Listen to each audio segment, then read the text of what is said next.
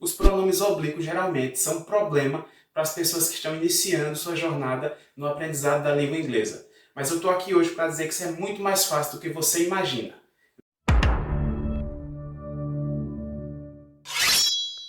Pronomes pessoais do caso oblíquo ou simplesmente pronomes oblíquos geralmente queimam muito os neurônios das pessoas que estão aprendendo a utilizar a língua inglesa, ou até mesmo de pessoas que já têm um pouco de experiência ali com a língua inglesa, mas não fixou de fato esse conhecimento de como utilizar os pronomes oblíquos no dia a dia. E hoje o convite que eu faço para você é o seguinte: vamos desmistificar esse negócio de que pronome oblíquo é uma coisa complicada, né? Hoje eu vou mostrar aqui para você, de uma forma bem simples, como você pode aprender todos os pronomes oblíquos e como você pode aplicá-los em situações reais com alguns exemplos que eu vou trazer aqui para você. Mas antes de iniciar mostrando aqui quais são os pronomes oblíquos que a gente tem, é necessário explicar o que são os pronomes oblíquos.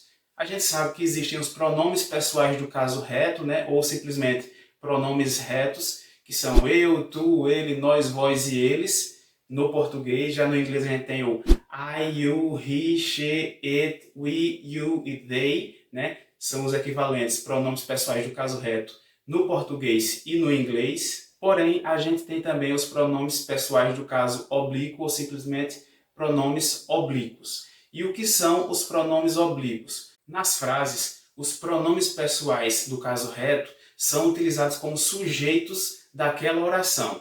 Já os pronomes oblíquos são utilizados como objetos, sejam eles diretos ou indiretos. Ou seja, o pronome oblíquo é aquele que sofre a ação do sujeito na frase. Mas a gente vai entender isso melhor lá na frente, quando eu estiver mostrando os pronomes pessoais do caso reto e oblíquos. Mas agora é a hora de mostrar para cada pronome reto qual o seu pronome oblíquo equivalente. Então aqui do lado eu vou colocar para vocês na primeira coluna todos os pronomes pessoais do caso reto em inglês: I, you, he, she, it, we, you e they. Então esses aqui são os pronomes pessoais do caso reto no inglês. Agora eu vou colocar do lado deles todos os pronomes pessoais oblíquos equivalentes. Então para o I, qual o pronome oblíquo que a gente utiliza? É utilizado o me. Para o you, a gente repete o mesmo you. Para o he, a gente utiliza o him. Para o she, a gente utiliza o her. Para o it, a gente utiliza o próprio it. Para o we, a gente utiliza o us. Para o you, a gente utiliza o próprio you. E para o they, a gente utiliza o them. Então essa daqui é a lista dos pronomes pessoais do caso reto e as suas equivalências como pronomes pessoais do caso oblíquo e suas respectivas traduções. Mas calma que eu não vou sair desse vídeo aqui sem explicar por meio de exemplos como é que a gente pode utilizar cada um deles não, tá? A gente vai agora para a parte de exemplos e se você tiver mais alguma dúvida de como utilizar esses pronomes, deixa aqui nos comentários que eu vou estar respondendo todo mundo, tá? Inclusive, deixa seu like também aqui nesse vídeo e se inscreve no canal para que o YouTube saiba que esse vídeo, que esse canal aqui é relevante para você que quer aprender inglês. Então, para exemplificar aqui a utilização desses pronomes oblíquos, eu vou trazer aqui algumas frases do cotidiano que vão te ajudar a assimilar melhor essa utilização. Então, vamos ao primeiro exemplo. He gave me a book. He gave me a book. Ou seja, ele me deu um livro. Aqui o he está fazendo o papel de sujeito da frase. Ele é o pronome pessoal do caso reto, ele. Na sequência tem o verbo to give, só que no passado e fica gave, ou seja, deu. Após o gave tem a partícula me. O me aqui está assumindo o papel de pronome oblíquo, ou seja, ele é a pessoa que recebeu a ação do sujeito, que nesse caso aqui é o he. Ou seja, o he, que é ele, fez alguma ação sobre o me, que é o objeto da frase. He gave me. Ele me deu a book, um livro. No próximo exemplo, a gente tem a seguinte frase. She saw him at the store. She saw him at the store. Ou seja, ela o viu na loja.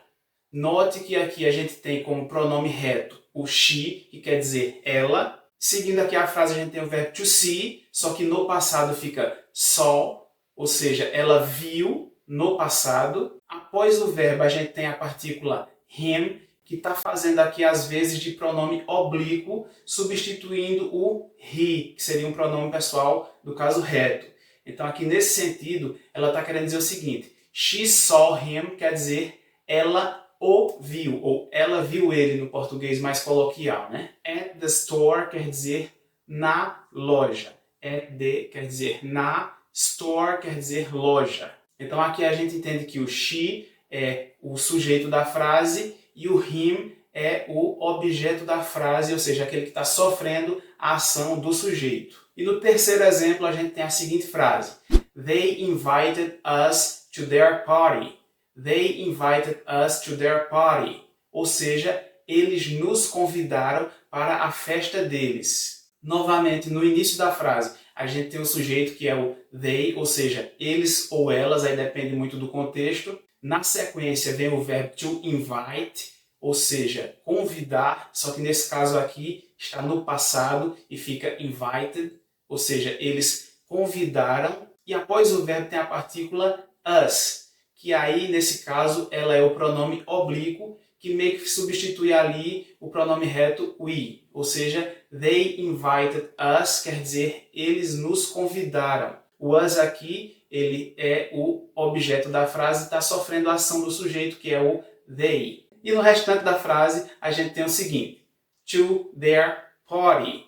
To their party, ou seja, para a festa deles. Note que aqui a gente tem também um pronome, que é um pronome possessivo, their, que aí pode ser tema de um outro vídeo aí, né? Mas esse aqui é um pronome possessivo, que quer dizer deles. To their party, para a festa deles. No nosso quarto exemplo, a gente tem a seguinte frase: She loves him deeply. She loves him deeply. Ou seja, ela o ama profundamente. Aqui no início da frase a gente tem o she, que serve como pronome da frase.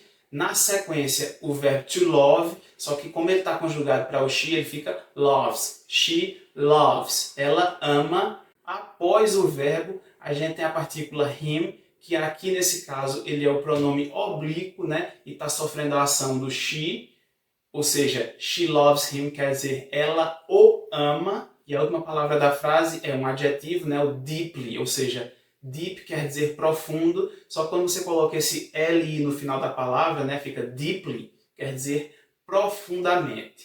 She loves him deeply. Ela o ama profundamente. E no quinto e último exemplo do nosso vídeo tem a seguinte frase: They told us the truth. They told us the truth. Ou seja, eles nos contaram a verdade. O they aqui está assumindo o papel de sujeito da frase, né? O pronome pessoal do caso reto. Na sequência tem o verbo principal da frase, que é o verbo to tell, só que como ele está no passado, ele fica told, ou seja, eles contaram. Porém, após o verbo, a gente tem novamente aqui o pronome oblíquo, que nesse caso aqui é o us, que quer dizer nos. They told us quer dizer eles nos contaram. E no final da frase a gente tem o the truth, que quer dizer a verdade. Então esses foram os exemplos de como deve ser utilizado o pronome pessoal do caso reto e os pronomes oblíquos no inglês. Se esse vídeo ajudou você, eu peço novamente que você se inscreva aqui no canal, deixe seu like e comenta aqui o que você achou desse vídeo e possíveis sugestões para vídeos futuros. Eu vou ficando por aqui, agradeço demais a sua audiência e até o próximo vídeo.